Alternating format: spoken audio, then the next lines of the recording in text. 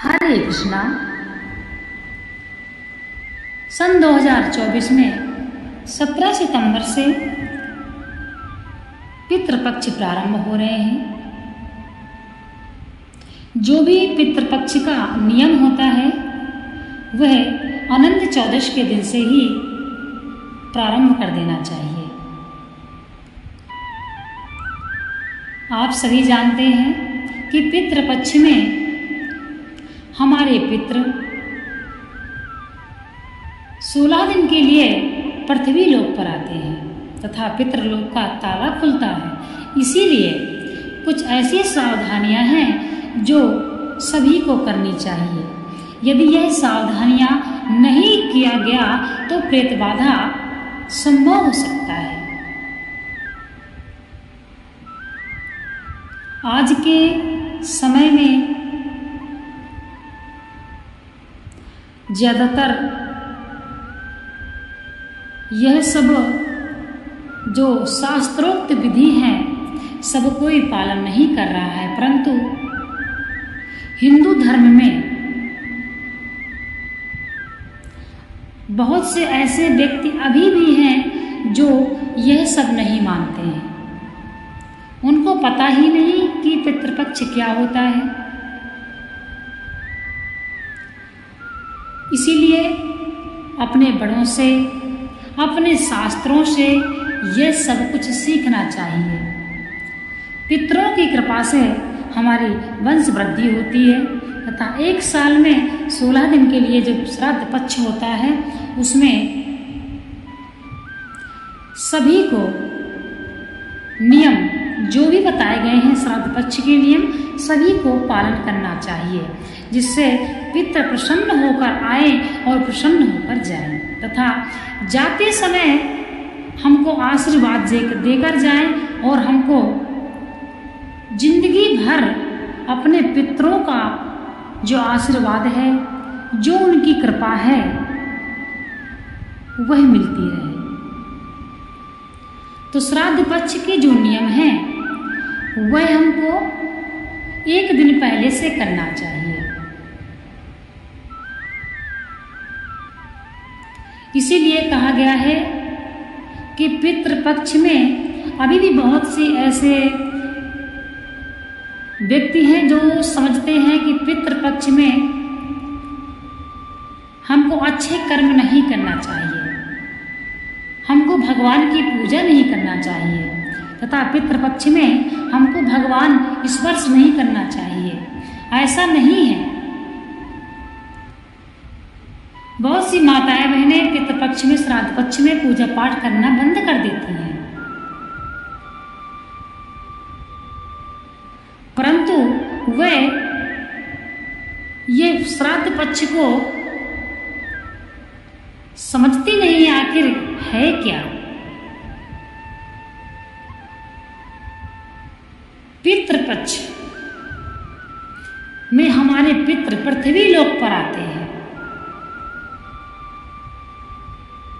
इसीलिए पितृपक्ष बोला गया है। तो इसका मतलब यह नहीं है कि हम पितृपक्ष में भगवान की पूजा करना छोड़ दें। भगवान खुद कहते हैं कि हमारी पूजा तो आप साल भर करते हैं, परंतु जो पितृपक्ष हैं, जो आपके पितृ हैं, वह साल में एक बार ही पृथ्वी पर आगमन करते हैं। इसलिए चाहे भगवान की पूजा आप कम करें, परंतु अपने पितरों का ध्यान दें।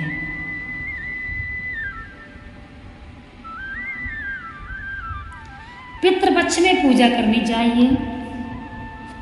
जैसे आप निमित्त पूजा करते हैं वैसे आप पूजा करें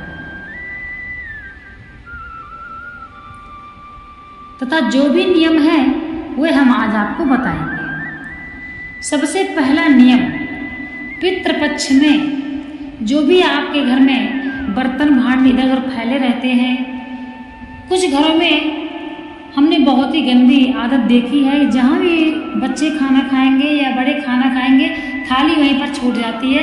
1-2 घंटे बाद जब भी कोई उठाता है तो वह उठाता है। और कुछ घरों का यह नियम होता है कि अपना खाना खा के हाथों हाथ अपना बर्तन धुल देते हैं या एक जगह एकत्रित कर देते हैं। यदि इस तरह से बर्तन फैले रहते हैं तो प्रेत बाधा हो सकती है। और ध्यान देने योग्य यह बात है कि रात में जो व्यक्ति खाना खा के भोजन करके और बर्तनों को रख देते हैं, चकला बेलन तावा चिमटा जो भी व्यक्ति रख देते हैं और सुबह जो माताएं बहनें धुलती हैं, यह बात बहुत गलत है। कभी भी रात में जूठी चकला बेलन नहीं डालना चाहिए। इससे भी आपके घर में दरिद्रता और पितृबाधा हो सकती है। रात में भोजन करने के पश्चात रसोई को साफ करके और सभी बर्तन धुल देना चाहिए। रसोई में कभी बैठ के भोजन नहीं करना चाहिए तथा श्राद्ध पक्ष में गौ को भी खिलाना चाहिए। आप पूड़ी खीर जो भी आपसे बन सके आप गौ को भी खिलाएं, काग बलि भी देना चाहिए तथा कुत्ते को भी खिलाएं। और जो भी आपके पितरों को जिसके यहाँ जैसा नियम होता है, वैसे तो नियम एक ही होना चाहिए, परंतु अभी भी बहुत जगहों में अलग अलग कुछ नियम है, तो कोई बात नहीं, अपने ही रीति के अनुसार अपना नियम करें। परंतु पितरों में कौओं को खूब खिलाओ। किसी भी पेड़ के नीचे, पीपल का पेड़ है, किसी भी वृक्ष के नीचे आप दाना बिखेरिए। अपने छतों में जल रखिए तथा वहाँ पर भी आप जो बनाते हैं निमित्त भोजन, उसको आप स्नान करके शुद्धता से बनाइए और छत में डालिए। कहते हैं काग के रूप में भी पितर आते हैं, इसलिए और गौ को अवश्य खिलाना चाहिए। जो भी आप भोजन बना रहे हैं, प्रथम पहला भोजन आप गौ को निकालें।